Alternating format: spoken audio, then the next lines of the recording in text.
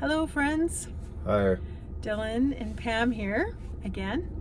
And yeah, we're on a little road trip, a birthday trip. Someone is turning the big 5-0. Who is that? I don't know. Some guy, Oh, do I know this guy? some dude. Oh, So we're sitting in the mountains. It's really, really beautiful. Maybe we'll stop and show you kind of the area in the Rocky Mountains. And yeah, we just celebrated a couple days. We got some new shades just recently, so that's exciting. yeah. It took me like 5 hours to make a decision. In fact, we used up our whole parking meter just for me to get a pair of sunglasses. Basically. My poor lovely wife. It's all right. It's a labor of love. Patience is one of the virtues or something. Yeah, sure. So we were talking while we were, going for little walks here and there in the mountains, and we wanted to do another video for you and talk about how we met. We have no notes for this one. No notes at all. It's all freelance. Yeah. Or freestyling or whatever. So. We've told the story a few times. And yeah. What was the first thing you remember when you met me? Where did we meet, first of all? Well, I was taking my parents out for lunch after church. And my parents, they had a bit of a financial difficulty that came up in their life, and I wanted to bless my parents by taking them out for lunch. And this beautiful young lady greeted us at the restaurant that we were going to, and it was Earls. It was Earls. Yeah. Earls girl. Yeah. A good Earls girl, though. Yeah, wow. She was quite the looker. So, yeah, anyways. And I remember greeting them at the door. And because at Earls, it didn't matter what your job was. If, you're a waitress or server, as they say now, you had to act as the hostess or whatever needed to be done. And if you were the first person to see whoever came in, it was your job to greet them and seat them. Yep. So I saw, this guy and his parents. I didn't realize who they were, they were just people. I was smiling. I sat them in the non-smoking section because back then it was still smoking and non-smoking section. That's right. And I had tables in the smoking section, but I had this one table where you guys were in the non-smoking. That's right. So that's why I kept kind of forgetting a little bit about what they were. Like, for example, your mom ordered this dessert and she had to wait for it forever because I kind of forgot that I had this. Anyway, we met in the restaurant and he left me a note.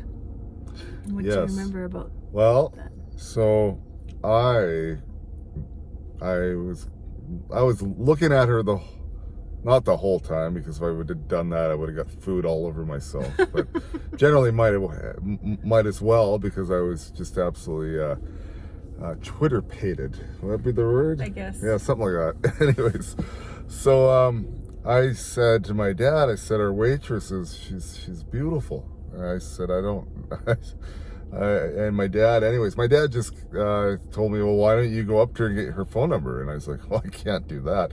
And I was usually actually quite forward with women I was interested in, and for some reason I was too scared to approach her. So my dad put me up to write a note on the napkin and leave my phone number.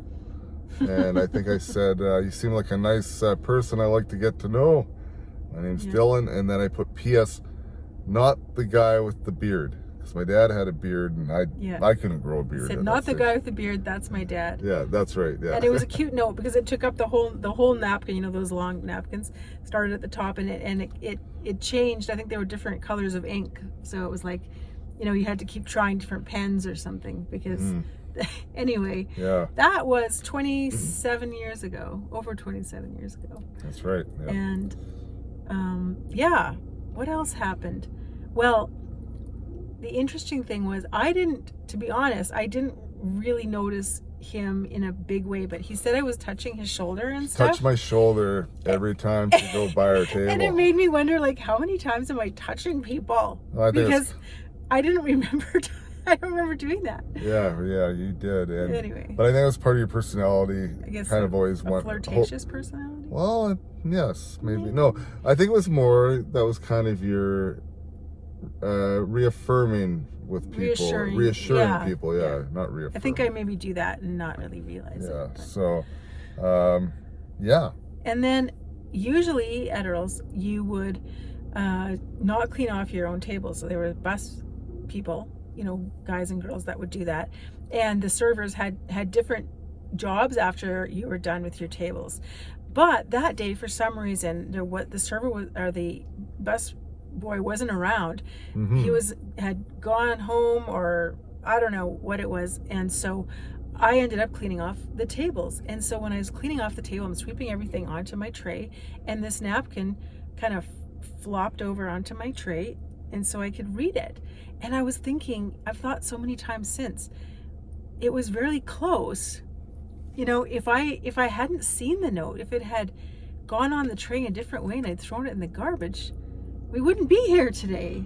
No, that's right. Yeah, it actually didn't it fall on the ground and flop open, or flop on my tray and fell open. Yeah, it fell open, and she saw there was a note. Yeah. And you had gotten notes from other guys in the past, like most of you waitresses would, especially ones who worked at Earls or Red Robin, or not as detailed, not as nice, more like for a good time. I had never once, even looked at a note a second time. Yeah, she kept that one though. And I put it in my apron, and I looked at it when I got home. And the funny thing is that I thought they weren't Christians because they ordered beer. Yeah, my dad and I have always loved to share a beer together. We still do to this day. And we got a whole pitcher to share. A whole pitcher. So that would have been 2 beers each. And it was on a Sunday. It was after on a church. Sunday, yes. Yeah. I had been to church that morning. Yeah, I have a little bit of a hobby. I like trying different craft beers. Yeah. I don't get beer from any of the big huge companies. I like to try different smaller companies out there that I appreciate good hard work and craftsmanship. Mm-hmm. The effort that goes into doing stuff like that. But I didn't know that. All I knew was that people who drank beer were probably pagans. Yeah. That was how I was kind of brought up. Yeah. Anyway, so I wasn't thinking of this young guy as being like dating material. Also, I was in a place in my life where I didn't want anything to do with any guys. I had broken up a long-term relationship. I had sworn off guys completely. This is like for probably the second or third time. And I was also planning a move out of the province, like back to my home province. So I just wasn't like available really in my mind. Yeah, she said that she would never date any guys. There wasn't going to be anything in her life unless a guy named Dylan came along. Yeah, no. And that's not how. No, okay. Yeah. I thought. Okay, we got to speed this up, but it's hard. It's hard to speed it up. There's so many details. So, anyways, I worked at a sawmill. I did that for many years, and I was fairly new at it at that stage. But I worked afternoon shifts, 4 10-hour shifts, and I always got Friday off. And I told her that when we talked on the phone for the first time, because you had called me. I called him, and that was it was just like this thought, I have nothing to lose. I don't know. I was lonely in the world, and I wasn't going to date him. I just thought, it might be nice to have a friend. He seemed like a decent guy, and this is such a nice note. So I just called it, kind of on a whim. I called from work, actually. That's right. The work phone. And he answered it, and he was sick. He had a really bad cold. Yep. And that's right. You're like, oh, I can't really do anything right now. I'm really sick. But we made a plan, didn't we? No, we just talked on the phone, and then it was probably maybe a week later that you called me out of the blue because I told you I get Fridays off. But you said you usually worked Fridays because that's kind of a busier day. But you happened to get that Friday off, and you said, do you want to go out? But didn't we? We went out one night, though. We went out one night. To Milestones. Well, yes, pardon me, we did do that. we talked on the phone, then I got a little better, and then we went out on a little, just I went to pick her up after work. That's right. Yeah, he came to the restaurant and he was waiting there was kind of a waiting area, right? In the She lobby. kept looking at me, and I kept looking at him. and I thought, oh, she thinks I'm pretty hot. And what I was thinking was, Yeah. oh my goodness, what have I done? He's like 18 or 19 years old. And I was 22, I think, right? And Yeah, I thought, you're oh, 23. he's way too young. 22, yeah. And so I was kind of nervous. And also my shift was taking forever. I was getting off work way later than I'd said. And he just kept waiting and waiting. And so I quickly changed into my, out of my work clothes and into something half decent, nice little outfit, and came out, and he was standing there. And what was the first thing I said? The first thing I said, hey, how's it going? And you went, hi. First of all, before we go out, how old are you? And I was kind of offended. I said, I'm 22. You think I'm 18? And she's like, yeah. Yes, I did think he was Yeah. 18. So it started off kind of funny, where I was a bit offended for her asking me, but she was kind of appalled that I was probably 18 years old. Yeah. But then we went out to another restaurant. We went across the street. It was late at this time. It was probably like 10 o'clock at night already. Mm-hmm. And we had a good little chat, but it wasn't anything, we weren't thinking. And at this point, we should probably tell you. At this point, the funny thing is that we knew so many of the same people. Yeah. In fact, some of his best friends were some of my best friends, like guy best friends. Yeah. We hung out with the rugby team. Yeah. Well, I did. Yeah. And I hung out with some of the same guys, and I graduated with one of the guys that I was part of that really crew. good friends with. Yeah. And we had never met. That was the funny thing. In all the years We're pretty sure we crossed paths at least once. When I was in Langley going to school there, and he didn't years go before to the school, but he was often at the university, but I never saw him. Mm-hmm. So we think we were at the same place one time. That same little house party thing. Yeah. And he said there were some girls that were trying to get everybody to get up and dance, and they were being kind of obnoxious. Most likely it was and her. I think it was me, because I remember doing that. Oh man. Yeah, no, so that's definitely how we met, was through that note. And then we ended up going on a real date eventually. Yeah, we went on it was your mom's birthday. My mom's birthday. So it was would have been March 5th. Yeah. And we walked all around Fort Langley. We bought your mom a big popcorn bowl for a gift. And then we went way to the east to Bridal Falls. Went on a hike. Yeah. And we were hiking up this hill towards the falls, and I kept thinking, I bet he's looking at my butt. Yeah. Sorry, that was rude. She was right. I shouldn't have said that. But I was like, this guy is being, he thinks we're on a date, but I just want to be friends. Yeah. And yeah. So then by the end of that date, it was a whole day long. Yeah, because then we went to the Silver City there's this that's when they started having those huge new theaters, and we had heard about the Silver City, and we went and watched Good Will Hunting. And dating you is not your fault. It's not your fault. Or dating me is not your fault. There's another movie line from the Good Will Hunting. You should take your shades off so they can see your eyes. Okay, the sun's kind of... I'm here. Okay. You can put them back on if you want. I just thought maybe. No, I got them off now for now. Yeah, but anyways, that's the story. That's the story of how we met. And 6 months to the day I wrote that note, February 22nd, 1998, comes August 22nd, 1998, we got married. 6 months exactly to the day. And we didn't even plan it that way. It just happened to work that way. Wow, that sounds really crazy when you say it.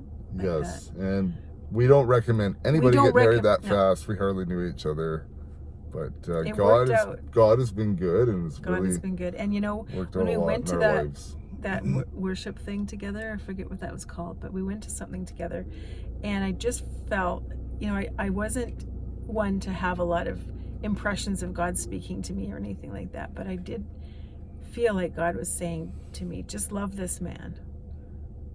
Yeah, and I was like, okay. Wild.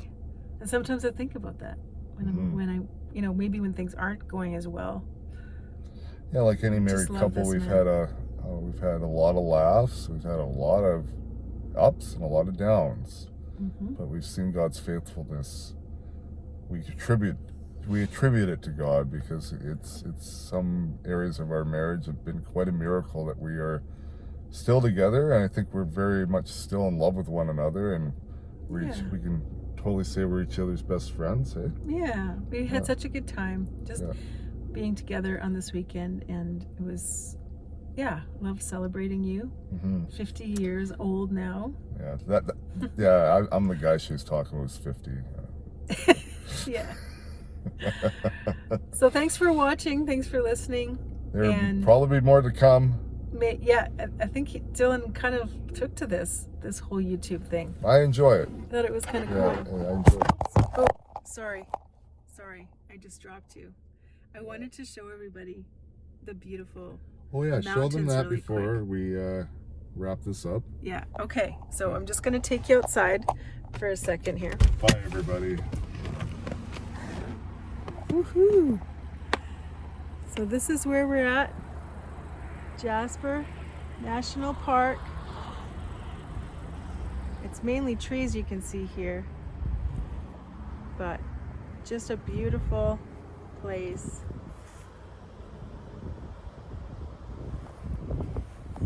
Okay.